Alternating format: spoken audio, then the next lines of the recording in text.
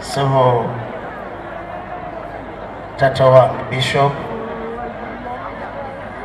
soka kumi zamaze okutuuka wano tuli wamu era tujja kwongera naye banamukono tuli mu budde bwa byabufuzi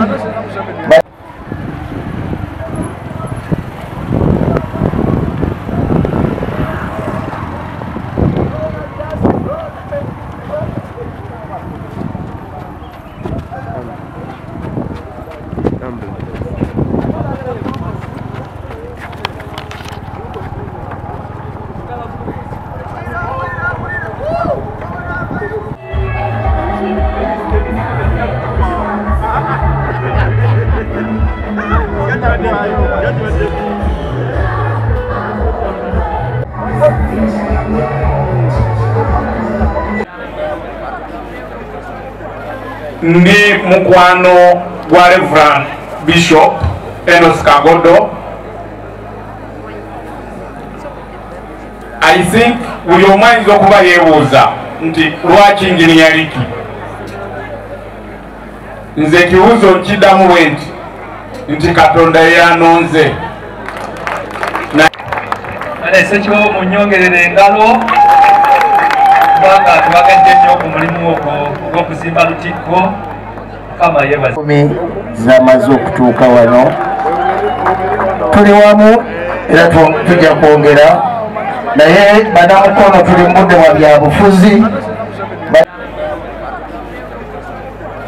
Ndi mukwano gwa Reverend Bishop Enos Kagodo.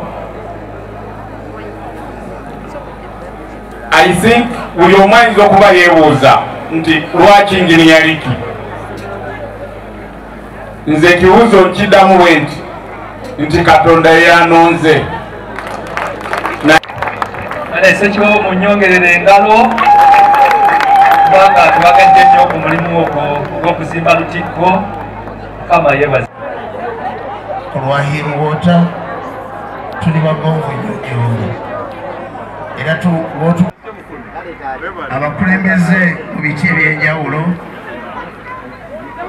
njagala nasaba Bishop olwa NRA ya Mukono n'abaddusi mwenna mwebale kumalako mwebale kuwagira lutikko. Assistant Inspector General of Police Kafero Moses Kabugo mwebale nnyo mwebale.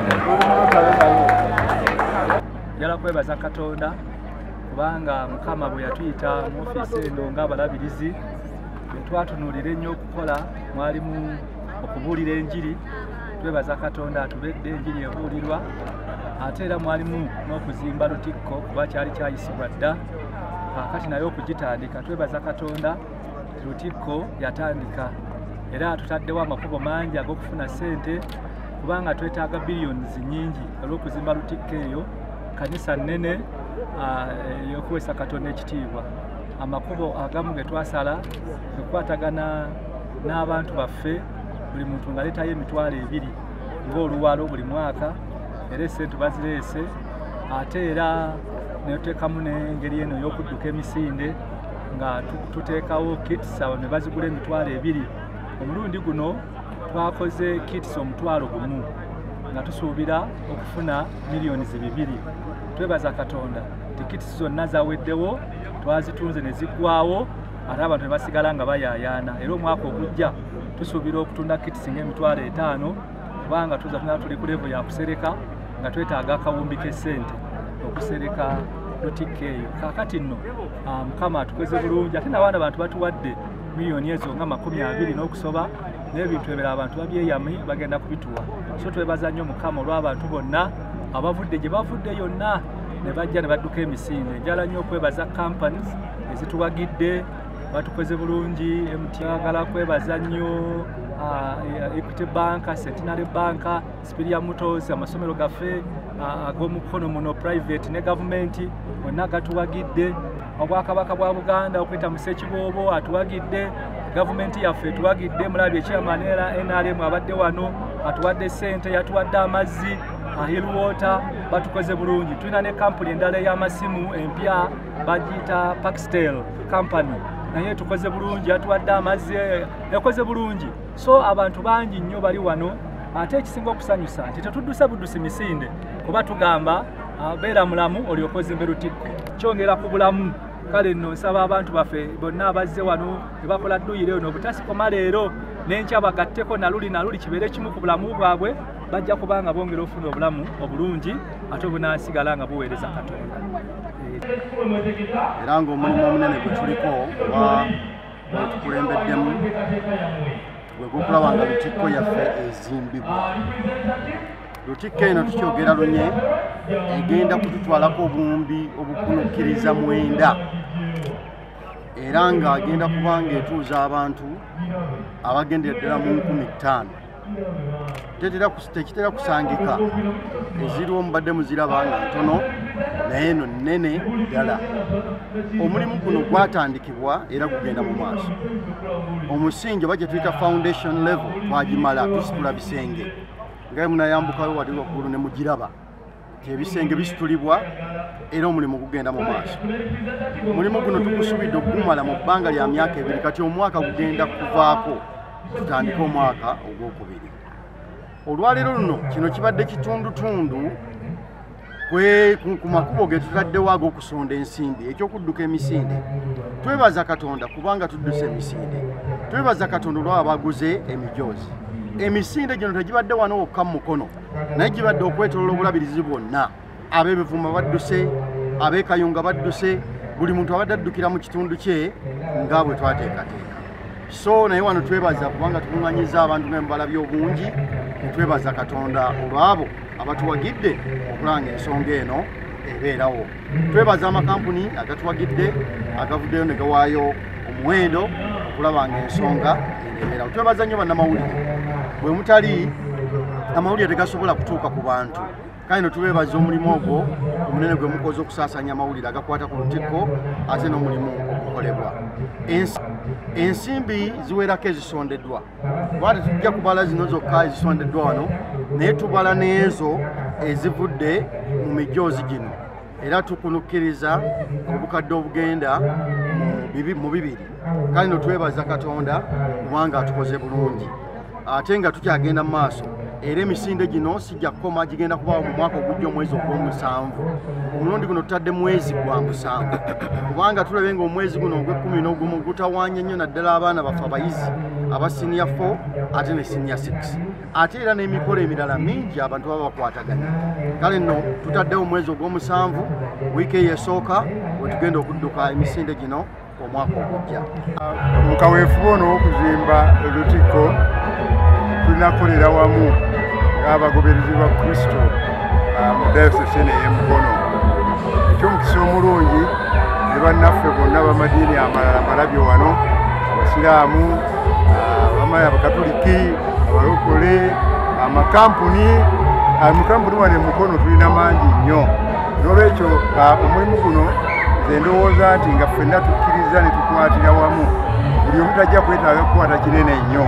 Tujja kukwata katonotono kasatuwana nga tufuba nga tuleeta oba oliawo buli mwezi. Kafedero eno nzikiriza nti ezo gizimba mu myaka 2 gyokka ereme kukandaalirira. Tujja kuwaayo nga bwe tusobola yadde ffe kakati nga bannabyabufuzi emikono misibe, naye oluvannyuma lw'okulonda tujja kuyingirawo n'amaanyi mangi nnyo tulabe nti kafedero eno tekandaalirira. Nebaza ssebo omulabirizi olw'enteekateeka ennungi bw'eti. Ne neebaza n'abo bonna abeegasse mu nteekateeka eno, mwebale nnyo, mwebalire ddala. Bantu ba Ssaabasajja Kabaka tusigale nga tuli omuntu omu. Tolinnya munno ku kigere, tokuba munno luyi, tofunisa munno lubale olw'ensonga z'ebyobufuzi. Januari ng'aweddeko ebyo byonna bijja kuba byonna nga biwedde nga tuzzeeyo nga bwe tuli ng'abantu ab'ennyumba emu. Ne mbasaba nga tuvudde wano omukolo guno nga guwedde, tuddeyo tukole emirimu ate tufune ku ssente. Abalina ennimiro mugende mulime, n'emirimu gyammwe emirala abasobola. Tewali Buganda bwegenda kudda ku ntikko nga tetubuli bakozi. Olwaleero tubadde mukutuka naye ng'omulamwa gwa kuzimba lutikko. Twayinza okubuuza nti naye ekisooka ze eri mukulembeze wenzikiriza oba abantu abangoberera oba bakulembera ab'enzikiriza ez'enjawulo. Kingattako nnyo okulaba nti teeka okulaga ekyokulabirako eri buli muntu yenna okumanya nti oli bwabeera nga musiraamu beera n'eddiini nyo ng'oli musiraamu, oli bwabeera mu katuliki naye ate Katonda waffe ali omu ffenna era tuli bitonde bya Katonda. Teriyo kitonde kiri wano nga waliwo ayakitonda. Ayatonda ebitonde byonna ye Mukama Katonda. Kakati tekitujjaako ffenna era tekituleetera kutandika kwawukana mu bintu ebigamba nti kati nze ndi musiraamu eyo sirinyayo nze ndowooza ye bansobi mu nsobi. Naye ng'abakulembeze nze nteekwa kubeera kyakulabirako era nsaba nnyo tutambulirenga wamu buli nsonga yonna. Saagala oyagale atali musiraamu ku budde olina obuzibu. Kyalibadde kirungi ffenna ne tumanya nti buli omu yeetaaga munne era nsabye Bishop time bwetuuka nga nange kyengenda okukola musiraamu era jje. Olunaku lwaleero tubadde mu marathon oba emisinde mu bunakyalo nga tudduse ekibuga kyonna ekya Mukono Central Division. Olno olunaku olwaleero lubadde lwa njawulo nti wakati mu kubeera nga tuli mu marathon eno tubeerawo n'omukwano ogugonjebwawo okunetiwakinga abantu banyumyako ne bannaabwe ate wabaawo n'okusumululwa consultation ebaddewo y'amaanyi wabaddewo ne health camp ng'abantu bajjanjabibwa bwereere abasawo bonna babaddewo naye nga ekintu kino Bishop kye yatandika kuba kigenda kukolebwanga buli mwaka okwongera okugatta abantu aba Mukono ate n'ekirala dduyiro eno abantu bagenda okutandika okumanya nti byebimu affe ng'abali mu byobulamu bye tulikomendinga abantu bye balina okukola kumpi buli lunaku okwewala endwadde nnyingi ezitandise okusaakirira mu bantu abangi. Munajjukira omugejjo guvaamu ebizibu bingi nnyo bikwata ebikosa ku mitima ne organis nnyingi nnyo endala ng'ate zino tezisosodde obeere musajja obeere mukyala ate mwattu n'abaana kuba waliwo abaana be tulabye nga balina obesity naye nga buba tukoze exercise mutunuulira ebizibu bingi nnyo ku system zonna zisobola okufuna obuzibu. So bwe tukola dduyiro ono continuously tugoba endwadde nnyingi kati essaawa zino okusinga tulabye non-communicable diseases zikutte n'abantu kutandikira ddala mu myaka 35 nga bwe tukola dduyiro eno tukendeeza chances abantu bafuna clots. Emisuwa egyo gyetaaga okubeera nga gigogolwa olusi exercise not necessarily kugenda ku mirampeke kuba waliwo preventive measures etusobola okwesooka wala ebintu ebimu ebirwadde ng'ebyo ebisukaali pressure n'ebirala tugende mu maaso n'ogikola ate osobola n'ogikolera ew'omulujja kuba kati abantu abamu bakuba abantu obutayimbwa ku makya n'okeera nnyo oli mu roadwork odduka weewale bino ebizibu bye twogerako oli wakusangire yakwesomedda n'akusaanyaawo naye mu bujjaalu osobola okukolerawo exercise kuba ne mubeera ne gurupu tofuluma bw'omu mubeera nga bataano ate si musobola okawuntatakinga ababa batakinze so ekyo kibadde kabonero kalungi